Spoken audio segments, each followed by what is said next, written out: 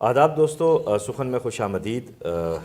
میں آج ڈاکٹر صاحبہ سے جو یہ سیشن ریکارڈ کرنے جا رہا ہوں ڈاکٹر صاحبہ کے ساتھ، یہ فکشن کے حوالے سے اور معاصر فکشن کے حوالے سے ہے۔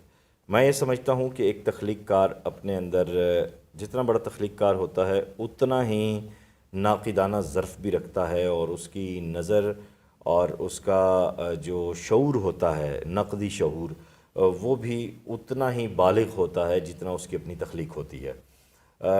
ڈاکٹر صاحبہ سے افسانے کے حوالے سے، ناول کے حوالے سے ہم بات کریں گے، کیونکہ منٹو کے حوالے سے آپ کا تھیسس بھی ہے MPhil کا۔ ڈاکٹر صاحبہ آپ کو خوش آمدید کہتے ہوئے بہت شکریہ۔ میں فکشن آپ کے نزدیک کیا ہے؟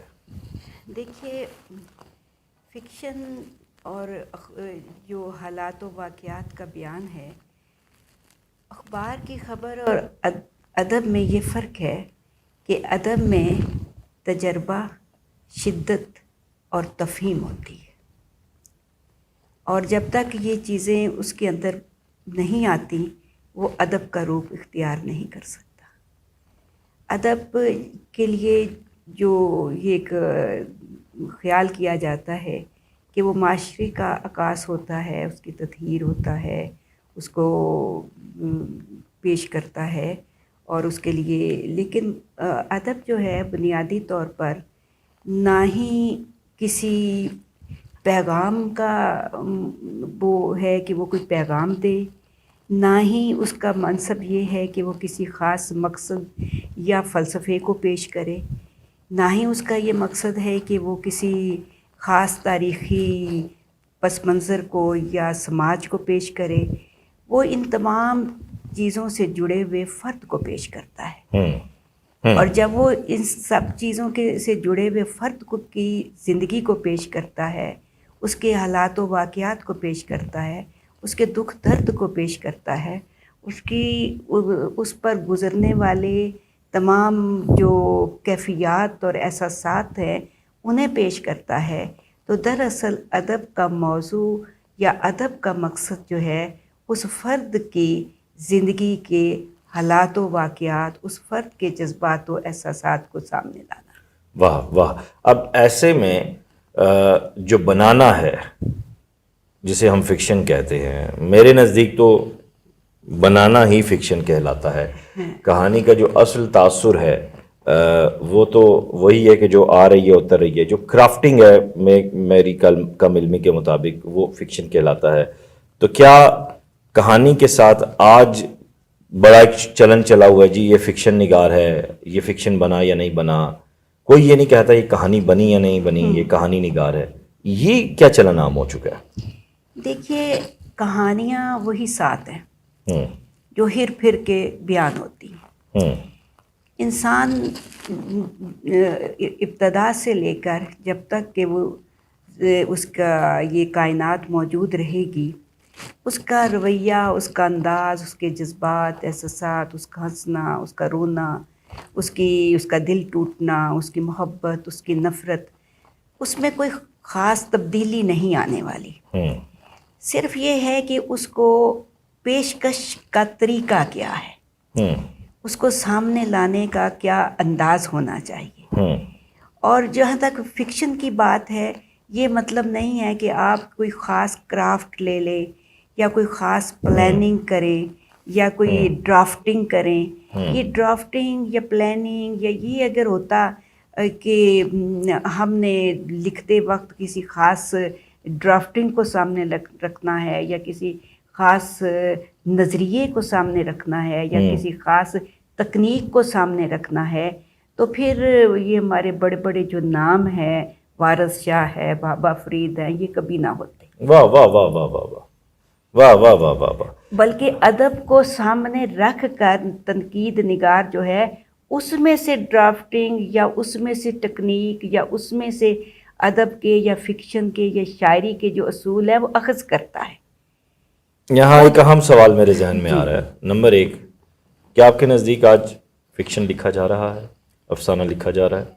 جی، لکھا جا رہا ہے، اس لیے کہ یہ بات اپنی جگہ پر ہے کہ بہت سارے لوگوں نے بہت پہلے بھی پاکستان بننے کے بعد بھی اس چیز کا اعلان کیا کہ افسانہ مر گیا، غزل مر گئی، لیکن نہ غزل مری نہ افسانہ مرا۔ اب آج کل جو ہے وہ ناول کو زیادہ اہمیت حاصل ہے اور کہا جا رہا ہے کہ افسانہ پیچھے چلا گیا۔ جی اور سوال یہی تھا میرے، بلکہ ایک ولاگ میں میرے ساتھ عاصم بٹ صاحب تھے، تو ان سے میں نے سوال کیا کہ کیا آپ کو نہیں لگتا کہ ناول افسانے کو کھا گیا ہے؟ اور اس پر پھر عابد سیال صاحب نے بھی ڈیبیٹ کروائی، ابھی بھی آپ اس کا کیا آپ کو لگتا ہے کہ ناول افسانے کو کھا گیا؟ نہیں، افسانہ اپنی جگہ پہ موجود ہے، لیکن بات یہی ہے کہ شکل بگڑ چکی ہے یا مختلف ہو گئی ہے؟ شکل بھی نہیں بگڑی، مسئلہ یہ ہے کہ جو بڑے لکھنے والے ہیں، دیکھیے ہر دور میں کچھ لوگ جو ہیں وہ اسٹریم لائن میں ہوتے ہیں، جو دیکھیے ایک ہی عہد میں لکھنے والے، ایک ہی واقعے پر لکھنے والے، ایک ہی حالات و واقعات پر لکھنے والے لوگ چھوٹے بڑے کیوں رہ جاتے ہیں؟ واہ، اس لیے کہ ان کے اندر کا نکات چھوٹا بڑا یا بڑا ہوتا ہے، شعور، ظرف، اندر کا وسعت۔ لکھنے کا جو انداز ہے، جو اس کے اندر ادیب بیٹھا ہوا ہے، وہ چھوٹا بڑا ہوتا ہے۔ تو اس لیے افسانے پر اگر آج بھی دیکھیے ہمارے ہاں جتنے بھی اس وقت بڑے فکشن نگار ہیں، ان کی توجہ زیادہ ناول پر ہے۔ افسانہ جو ہے وہ کم اس لیے ہو رہا ہے کہ ہم آغاز افسانے سے ہی کرتے ہیں، تقریباً ہر شخص جو ہے افسانے سے اپنا آغاز لیتا ہے، لیکن افسانہ جو ہے اس پر آج کل مستنصر حسین آ رہے ہیں، یا بھی بہت سارے لوگوں کے آپ نے بھی نام لیے، یہ سارے لوگ جو ہیں یہ ناول کی طرف زیادہ ہیں۔ اور ذاتی طور پر اگر میری آپ رائے پوچھیں نا، تو افسانہ زیادہ مشکل چیز ہے۔ واہ واہ، اس لیے کہ آپ نے اس مختصر چند صفحات کے اندر پورا ناول سمونا ہوتا ہے۔ واہ واہ واہ واہ واہ واہ واہ واہ واہ واہ واہ واہ واہ واہ، کیا بڑی بات کی آپ اور نے۔ پھر یہ کہ ناول کا کوئی اینڈ نہیں ہوتا، افسانے کا اینڈ دینا ایک اینڈ ہوتا دینا ہے، ہوتا ہے، واہ واہ واہ واہ، اینڈ پہ آپ نے ایک شاٹ لگانا ہوتا ہے، ایک شاٹ لگانا اور ایک ٹوسٹ کرنا ہوتا ہے، جیسے منٹو کرتا ہے۔ ہاں بالکل۔ اچھا، کیا ہم وارث علوی یا ممتاز شیریں، جس طرح ہم آف دی ریکارڈ بات کر رہے تھے، ان کی تنقید کو اگر ہم پڑھتے ہیں نثر کو، تو بڑی تخلیقی تنقید ہے، آج ایسی کیوں نہیں لکھی جا رہی؟ اچھا، جہاں تک میں اس سوال پر اگر غور کرتی ہوں تو مجھے یہ لگتا ہے کہ وہ لوگ اوریجنل ہیں، وہ اپنے دماغ سے سوچتے ہیں۔ اب ہمارے ہاں بیشتر لوگ جو ہے وہ انگریزی کتابوں سے مستعار لیتے ہیں، اور جب انگریزی کتابوں سے وہ بیان کرتے ہیں تو وہ ایسے ہی لگتا ہے کہ جیسے الجھے ہیں، بات سمجھ نہیں آ رہی، شاید ان کی اپنی بھی سمجھ میں نہیں آ رہی، تو اس لیے وہ قاری کو کیا سمجھائیں گے۔ یوں لگتا ہے کہ جیسے وہ خود اس تحریر کے اندر نہیں اترے، انہوں نے چند جو اصول ہیں یا جو تکنیک وغیرہ ہے وہ سامنے رکھی ہوئی ہے، اور اس پر کسی چیز کو پرکھ رہے ہیں۔ اور بعض اوقات تو ایسے لگتا ہے کہ جیسے شاید انہوں نے وہ پڑھا بھی نہیں ہے، اور مختصر سا اس کو ذرا سا وہ دیکھا ہے، ٹٹولا ہے، اور پھر اس کو جس طرح تنقید لکھی جاتی ہے، تنقید نگار کو تخلیق نگار کی اس سطح پہ پہنچنا ہوتا ہے۔ واہ واہ واہ واہ، کہ وہ اس نے کیا محسوس کیا، اس کا تجربہ کیا تھا، اس کی واردات کیا تھی، اور وہ کس خاص ذہنی کیفیت میں پہنچے ہیں، اس ذہنی کیفیت تک نہیں تو اس کے قریب پہنچنا ہوتا ہے۔ واہ واہ واہ واہ واہ، کیا بڑی بات آپ نے کی ہے، واہ واہ۔ تو پھر ہی وہ اس تخلیق مقرر کو اپنے دماغ میں لا کے اس پر ایک اچھا وہ لکھ سکتا ہے۔ لیکن آج جو ہے وہ محنت نہیں کی جاتی، آج صرف یہ ہے کہ اپنا کچھ ایسی باتیں کہہ دی جائیں کہ جو تھوڑا سا متنازع ہو، اور یا کسی لکھی ہوئی چیز پر کوئی تنقید کر دی جائے، کوئی اس کی خرابی بیان کر دی جائے اور ایک نام بن جائے، اور کچھ اصول جو ہیں جو کہ دریدہ نے لکھے یا فلاں نے لکھے، وہ زبانی ہر لکھنے والے کا اپنا اصول نہیں ہوتا، ہر لکھنے والے کا وہی اپنا ضابطہ ہوتا ہے، اپنا ضابطہ ہوتا ہے، اپنا طریقہ ہوتا ہے۔ میں کیوں کسی انگریزی ناول کی نقل کروں، میں کر ہی نہیں سکتی، اس لیے کہ میری مٹی مجھ سے کچھ اور تقاضا کرتی ہے۔ واہ واہ واہ واہ واہ واہ واہ واہ، درست بات آپ نے کی۔ اب یہاں ایک بڑا اہم سوال جو ہے وہ میرے ذہن میں آ رہا ہے، اور میں چاہوں گا کہ آپ اس سمت بھی روشنی ڈالیں.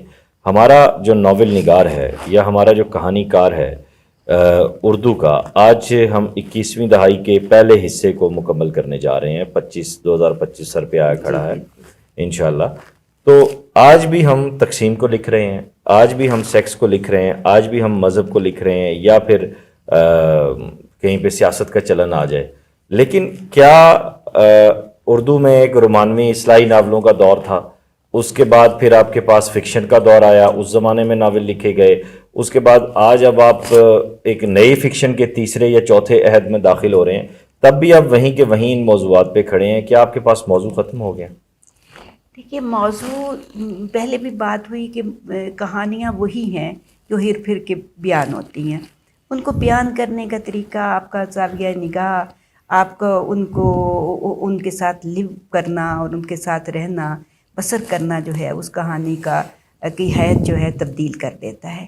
جہاں تک آپ کا یہ سوال ہے کہ کیا کہ نئے موضوعات جو ہیں وہ ختم ہو گئے ہیں یا نئی چیزیں جو ہیں وہ ختم ہو گئی ہیں، بات وہی ہے کہ جتنا بھی اعلیٰ ادب تخلیق ہوا ہے وہ انتہائی مشکل حالات میں ہوا ہے، جنگوں میں، قحط میں، اس طرح کا، جس سے کہ وبا کے دنوں میں محبت. تو وہ ایک نیا یوں سمجھے کہ موضوع ہوتا ہے جس پر کہ لکھنے، لیکن اس کے ساتھ اس کو لکھنے کے لیے ایک وقت چاہیے.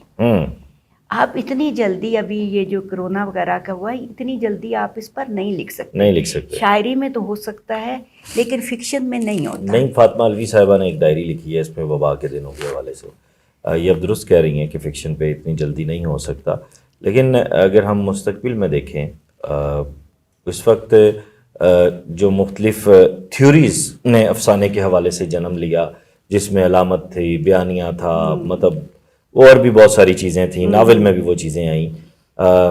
پھر اس میں بڑا ایک تجرید اور تجرید نگار جن کا ہم ذکر کرتے ہیں، وہ بھی کہانی اور اس کا متن، اس کی اصلیت آپ آئندہ آنے والے دنوں میں برقرار رہتا دیکھ رہی ہیں، یا اس کو بھی پھر گھما پھرا دیا جائے گا، توڑ پھوڑ دیا جائے گا؟ یہ جو تجربات ہوتے ہیں یہ بنیادی طور پر یہی جو ابھی آپ نے بات کی کہ چونکا دینے کے لیے ہوتے ہیں اور اپنی تحریر کو منفرد کرنے کے لیے یا فرق کرنے کے لیے ہوتے ہیں.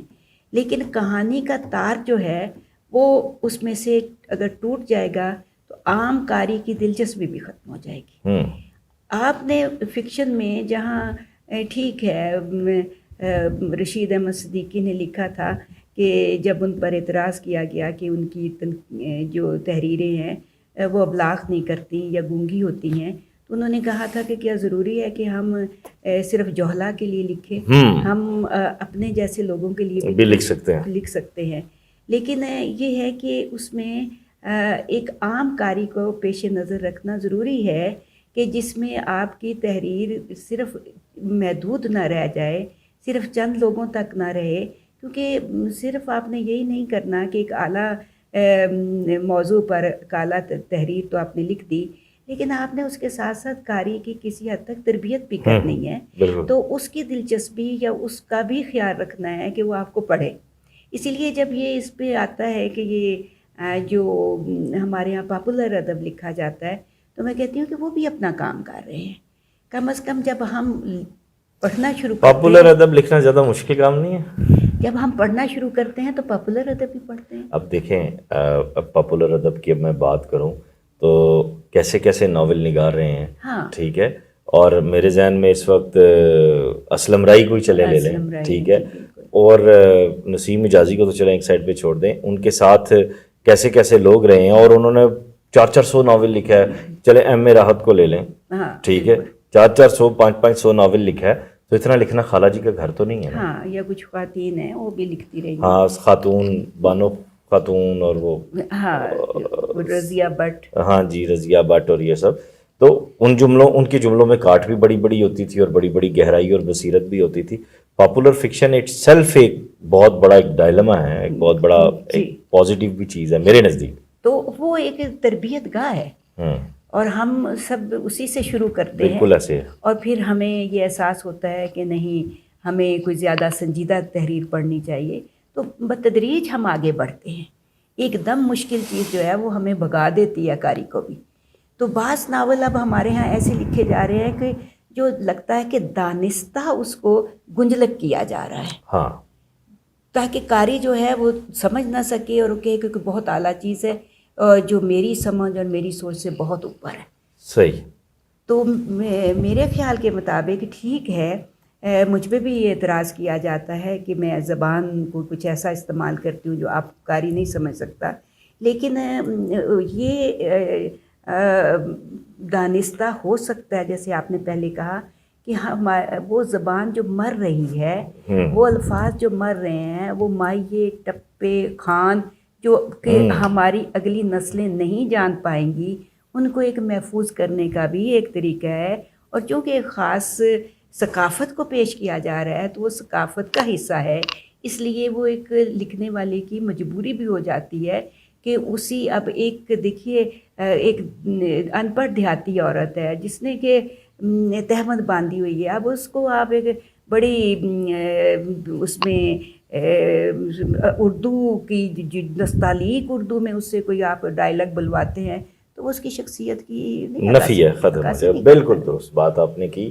بس یہ بنیادی طور پر یہی ہے کہ میں ضرور اپنے اسٹوڈنٹ سے بھی کہتی ہوں اور سننے والوں سے بھی کہوں گی، قارئین سے بھی کہوں گی کہ کوشش کریں کہ اچھا ادب پڑھیں اور اپنا آغاز جو ہے وہ منٹو کرشن چندر سے کریں، تو اس سے آپ کا ذوق جو ہے وہ زیادہ بہتر ہوگا.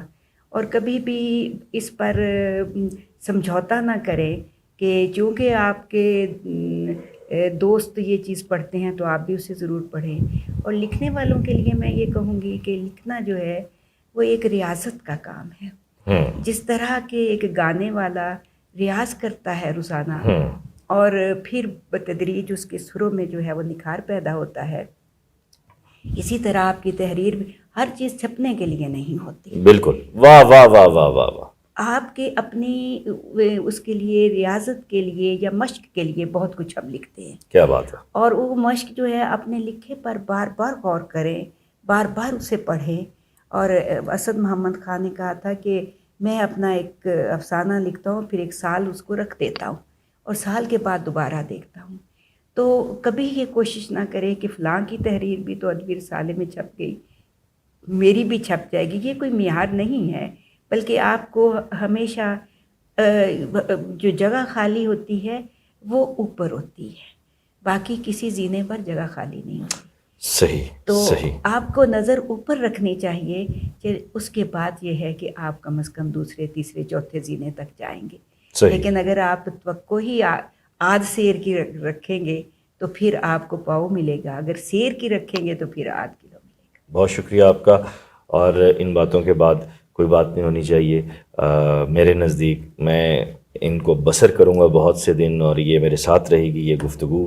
آپ کا بہت شکریہ، آپ نے وقت دیا. اور دوستو آپ سے گزارش ہے اس ویڈیو لنک کو زیادہ سے زیادہ شیئر کریں. وہ کہتے ہیں نا کہ ایک عالم کی جو محفل ہے وہ 10,000 کتابوں سے پڑھنے سے بہتر ہے. یقیناً ان 20 منٹ میں وہ 10,000 کتابیں میرے اندر اتر گئی ہیں. اپنا خیال رکھیے گا. خدا حافظ.